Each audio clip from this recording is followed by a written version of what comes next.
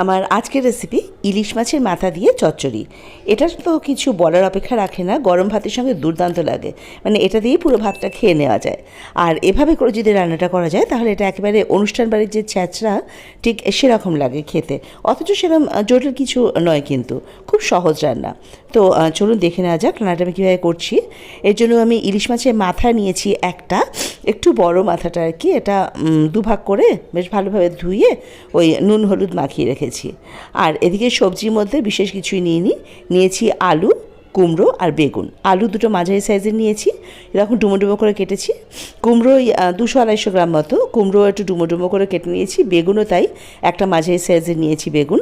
তবে কুমড়ো আর বেগুনটা আলুর তুলনায় একটু বড় করে কেটেছি, কারণ এটা তাড়াতাড়ি সেদ্ধ হয়ে যায়। তো নিয়েছি দুটো কাঁচা লঙ্কা, এটা আপনারা যে যেমন ঝাল খাবেন সেই অনুযায়ী নেবেন লঙ্কাটা। তো এবার রান্নাটা শুরু করতে হবে। তার জন্য কড়াইতে সর্ষের তেল দিয়ে দিলাম। রান্নাটা সর্ষের তেলই হবে। তেলটা খুব ভালোভাবে আগে গরম হয়ে যেতে হবে। ভালোভাবে গরম হয়ে গেলে এবার ইলিশ মাছের মাথাগুলো ভেজে নেব।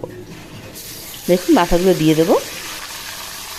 ইলিশ মাছের মাথা ভাজতে বেশি সময় লাগে না, মোটামুটি একটা দিক মিনিট খানেক রেখে এবারে উল্টে দেবো। অপর পিঠটাও ওরভাবে মিনিট খানেক রেখে দেবো।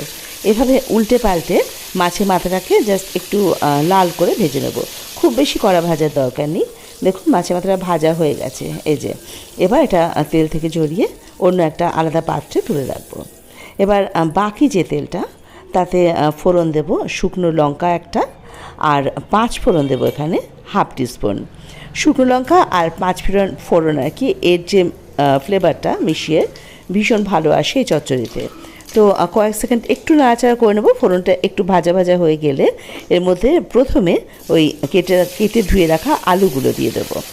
আর হাই ফ্লেমেই আলুটা আগে একটু লাল করে ভেজে নেব। জাস্ট হালকা একটু কালার ধরবে আলুতে, বেশি সময় লাগে না, মিনিট 2 হাই ফ্লেমে ভেজে নেব। এই যে দেখুন আলুটা ভাজা হয়ে গেছে। এই যে আলুতে একটা হালকা লাল রং ধরেছে। এবারে এর মধ্যে কুমড়োগুলো দিয়ে দেবো আর বেগুন যেটা কেটে রাখা হয়েছে। যেহেতু কুমড়ো আর বেগুন একটু তাড়াতাড়ি সেদ্ধ হয়ে যায়, ওই জন্য আলুটা আগে ভেজে নিয়ে তারপরে কুমড়ো আর বেগুন দিলাম। এবারে সব কিছু একসঙ্গে ভাজতে হবে। তার আগে এর মধ্যে দিয়ে দেবো স্বাদ মতো নুন। আমি এখানে 1 টেবিল স্পুন মতো নুন দিলাম। হলুদ দিয়েছি 1 টিস্পুন, আর চিনি মিষ্টির জন্য দিয়েছি 1 টিস্পুন। চিনিটা কিন্তু এখানে দিলে টেস্টটা খুব ভালো আসে। আপনারা না খেলে স্কিপ করতে পারেন আর কি, তবে দিলে ভালো লাগে। শুকনো লঙ্কা গুঁড়ো ঝালের জন্য ½ টিস্পুন, আর কাশ্মীরি লঙ্কা গুঁড়ো রঙের জন্য দিয়ে দিলাম ½ টিস্পুন।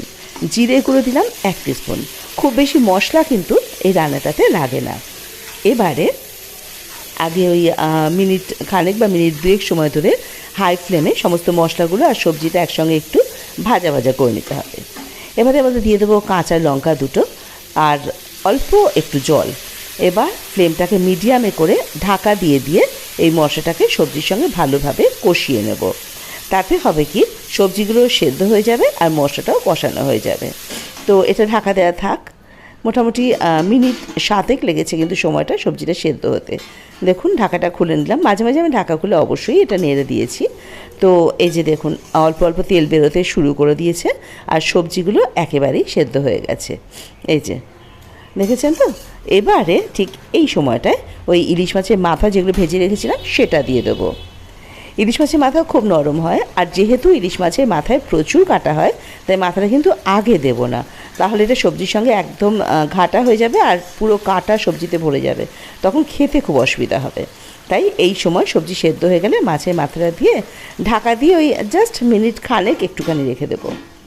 মিনিট খানেক পর ঢাকাটা খুলে নেব। দেখুন মাথা তো এমনিতেই নরম, তারপর ঢাকা দেওয়ার ফলে একেবারেই নরম হয়ে গেছে। এবারে এটাকে জাস্ট 4 টুকরো করে নেবো খুন্তি দিয়ে, কড়াইয়ের মধ্যে এভাবে ভেঙে নেব। এই যে এবারে হাই ফ্লেমে এই মাছের মাথাটাকে মিনিট খানেক সময় ধরে সবজির সঙ্গে একটুখানি ভাজা ভাজা করে নেব। বেশি সময় না, তাহলে আবার ইলিশ মাছের পুরো ভেঙে গিয়ে কাঁটাগুলো ছড়িয়ে যাবে, সেটা না। জাস্ট মিনিট খানেক একটুখানি হাই ফ্লেমে ভাজা ভাজা করে নেব। জাস্ট মাখা মাখা ব্যাপারটা আসলেই হবে, কারণ সবজি তো সেদ্ধই হয়ে গেছে, আর কোনো ব্যাপার নেই। তো এবারটা ভাজা ভাজা করে নেওয়ার পালা। আর আমার কথাগুলো একটু বুঝতে অসুবিধা হলে ক্ষমা করবেন, কারণ ভীষণ ঠান্ডা লেগেছে, যার জন্য গলাটা ঠিক সেভাবে বোধহয় আসছে না, এই জন্য আমি দুঃখিত। তো এই যে দেখুন ইলিশ মাছটা চচ্চড়িটা খুব ভালোভাবে মাখা মাখা হয়ে গেছে। এবারে ফ্লেম অফ করে ঢাকা দিয়ে স্ট্যান্ডিং টাইমে রেখে দেবো এই মিনিট খানেক পর ঢাকাটা খুলে নেব। এই দেখুন রেডি হয়ে গেল আমাদের ইলিশ মাছের মাথার চচ্চড়ি। এটা কিন্তু ভীষণ ভালো লাগে গরম ভাত দিয়ে খেতে। এবারে এটাকে সার্ভিং প্লেটে নামিয়ে নেব। এই যে দেখুন, দেখেই তো বুঝতে পারছেন এটা খেতে কিন্তু ভীষণ সুন্দর হয়। ওই যে বললাম না, একদম বিয়েবাড়ির চ্যাঁচড়ার মতো খেতে হয়, অথচ কিন্তু দেখুন সেরকম কিচ্ছু নেই এর মধ্যে, খুব সাধারণ রান্না। অবশ্য ওই ইলিশ মাছের মাথা তো যাতেই দেওয়া যায় সেটাই হয়তো খেতে খুবই ভালো লাগে, তাই না? তো যাই হোক, রেসিপিটা একবার বাড়িতে তৈরি করে খেয়ে দেখবেন, আর কেমন লাগলো আমাকে কিন্তু কমেন্ট বক্সে জানাতে ভুলবেন না। এছাড়া আপনারা যদি অন্য কোনো রেসিপি দেখতে চান সেটাও আমাকে কমেন্ট বক্সে জানাবেন। আর রেসিপিগুলো ভালো লাগলে আমার চ্যানেলটা সাবস্ক্রাইব করে আমার পাশে থাকুন, বেল আইকনটা ক্লিক করে দেবেন ফার্দার নোটিফিকেশানের জন্য।